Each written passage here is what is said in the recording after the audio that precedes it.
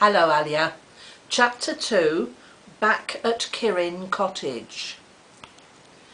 Julian, Dick, Anne, George and Timmy went straight away to have buns and ginger beer at the station tea room.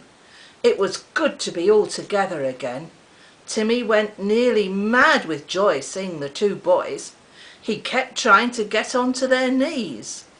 "Look here, Timmy, old thing, I love you very much, and I'm jolly glad to see you," said Dick, "but that's twice you've upset my ginger beer all over me. Has he behaved himself this term, George?" "Fairly well," said George, considering. "Hasn't he, Anne? I mean, he only got the joint out of the larder once, and he didn't do so much harm to that cushion he chewed, and if people will leave their galoshes all over the place, nobody can blame Timmy for having a good old game with them." Galoshes are kind of Wellington boots. "And that was the end of the galoshes, I suppose," said Julian with a grin. "On the whole, Timmy, you have rather poor report. I'm afraid our Uncle Quentin will not award you the usual 25p we get for good reports." At the mention of her father, George scowled. "I see George has not lost her pretty scowl," said Dick, in a teasing voice. "Dear old George, we shouldn't know her unless she put on that fearsome scowl half a dozen times a day." "Oh, she's better than she was," said Anne, hurrying to George's defence at once. George was not so touchy as she had once been when she was being teased. All the same, Anne knew that there might be sparks flying over her father taking Kirin Island these holidays, and she didn't want George to fly into a temper too soon. Julian looked at his cousin. "I say, old thing, you're not going to take this business of Kirin Island too much to heart, are you?" he said. "You've just got to realise that your father's a remarkably clever man, one of the finest scientists we've got, and I think that those kind of fellows ought to be allowed as much freedom as they like for their work. I mean, if Uncle Quentin wants to work on Kirin Island for some peculiar reason of his own, then you ought to be pleased to say, 'Go ahead, father.'" George looked a little mutinous after this rather long speech, but she thought a great deal of Julian and usually went by what he said.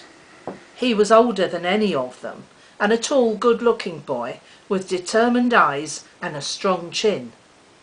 George scratched Timmy's head and spoke in a low voice. "All right, I won't go up in smoke about it, Julian, but I'm frightfully disappointed. I'd planned to go to Kirin Island ourselves these holes." "Well, we're all disappointed," said Julian. "Back up with your bun, old thing. We've got to get across London to catch the train for Kirin. We shall miss it if we don't look out." Soon they were in the train for Kirin. Julian was very good at getting porters and taxis. Anne gazed admiringly at her big brother as he found them all corner seats in a carriage. Julian did know how to tackle things. "Do you think I've grown, Julian?" she asked him. "I did hope I'd be as tall as George by the end of this term, but she grew too." "Well, I should think you might be a quarter of an inch taller than last term," said Julian. "You can't catch us up, Anne. You'll always be the smallest, but I like you small." "Look at Timmy, putting his head out of the window, as usual," said Dick. "Timmy, you'll get grit in your eye. Then George will go quite mad with grief and think you're going blind." "Woof," said Timmy, and wagged his tail. That was the nice part about Timmy. He always knew when he was being spoken to, even if his name was not mentioned, and he answered at once. Aunt Fanny was at the station to meet them in the pony trap. The children flung themselves on her, for they were very fond of her. She was kind and gentle, and did her best to keep her clever, impatient husband from finding too much fault with the children. "How's Uncle Quentin?" asked Julian politely when they were setting off in the trap. "He's very well," said his aunt, and terribly excited. Really, I've never known him to be so thrilled as he has been lately. His work has been coming along very successfully. I suppose you don't know what his latest experiment is, said Dick. Oh no, he never tells me a word, said Aunt Fanny. He never tells anyone anything while he's at work, except his colleagues, of course. But I do know it's very important, and I know, of course, that the last part of the experiment has to be made in a place where there is deep water all round. Don't ask me why, I don't know. Look, there's Kirin Island, said Anne suddenly. They had rounded a corner and had come in sight of the bay. Guarding the entrance to it was the curious little island topped by the old ruined castle. The sun shone down on the blue sea, and the island looked most enchanting. George looked earnestly at it. She was looking for the building, whatever it was, that her father said he needed for his work. Everyone looked at the island, seeking the same thing. They saw it easily enough, rising from the centre of the castle, probably from the castle yard, was a tall, thin tower, rather like a lighthouse. At the top was a glass-enclosed room, which glittered in the sun. "Oh, mother, I don't like it. It spoils Kirin Island," said George in dismay. "Darling, it can come down when your father has finished his work," said her mother. "It's a very flimsy, temporary thing. It can easily be pulled down. Father promised me he would scrap it as soon as his work was done. He says you can go across and see it if you like. It's really rather interesting." "Ooh, I'd love to go and see it," said Anne at once. "It looks so strange. Is Uncle Quentin all alone on Kirin Island, Aunt Fanny?" "Yes, I don't like him to be alone," said his aunt. "For one thing, I'm sure he doesn't get his meals properly, and for another, I'm always afraid some harm might come to him while he's experimenting. And if he's alone, how would I know if anything happened to him?" "Well, Aunt Fanny, you could always arrange for him to signal to you each morning and night, couldn't you?" said Julian sensibly. "He could use that tower easily. He could flash a signal to you in the morning, using a mirror, you know, heliographing that he was all right, and at night he could signal with a lamp. Easy." "Yes, I did suggest that sort of thing," said his aunt. "I said I'd go over with you all tomorrow to see him, and perhaps, Julian dear, you could arrange something of the sort with your uncle. He seems to listen to you now." "Gracious! Do you mean to say father wants us to invade his secret lair and actually to see his strange tower?" asked George, surprised. "Well, I don't think I want to go. After all, it's my island, and it's horrid to see someone else taking possession of it." "Oh, George, don't begin all that again," said Anne with a sigh. "You and your island. Can't you even lend it to your own father?" "Aunt Fanny, you should have seen George when your letter came. She looked so fierce, and I was really quite scared." Everyone laughed except George and Aunt Fanny. She looked distressed. George was always so difficult. She found fault with her father and got up against him time after time. But dear me, how very, very like him she was, with her scowls, her sudden temper, and her fierceness. If only George was as sweet-tempered and as easy-going as these three cousins of hers. George looked at her mother's troubled face and felt ashamed of herself. She put her hand on her knee. "It's all right, mother. I won't make a fuss. I'll try and keep my feelings to myself. Really I will.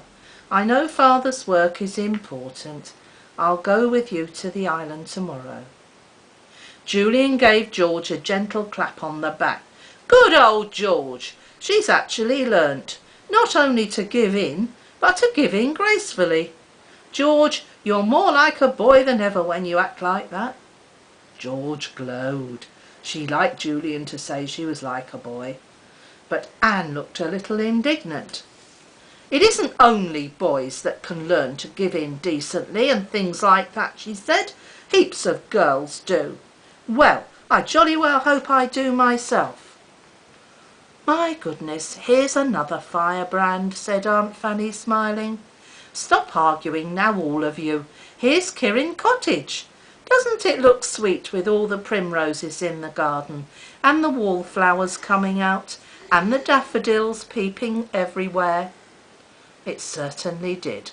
The 4 children and Timmy tore in at the front gate, delighted to be back. They clattered into the house, and to their great delight found Joanna, the old cook, there. She had come back to help for the holidays. She beamed at the children and fondled Timmy when he leapt round her barking. "Well, there now, haven't you all grown again? How big you are, Julian! Taller than I am, I'd say. And little Anne, why, she's getting quite big." That pleased Anne, of course. Julian went back to the front door to help his aunt with the small bags in the truck. The trunks were coming later. Julian and Dick took everything upstairs.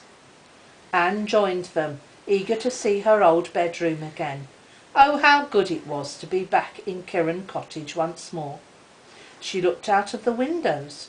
One looked out onto the moor at the back. The others looked sideways onto the sea. Lovely, lovely.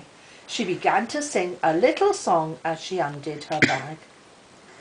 "You know," she said to Dick when he brought George's bag in, "you know, Dick, I'm really quite pleased that Uncle Quentin has gone to Kirin Island, even if it means we won't be able to go there much. I feel much freer in the house when he's away. He's a very clever man, and he can be awfully nice, but I always feel a bit afraid of him." Dick laughed. "I'm afraid of him, but he's a bit of a wet blanket in the house, I must say, when we're here for the holidays. Funny to think of him on Kirin Island all alone."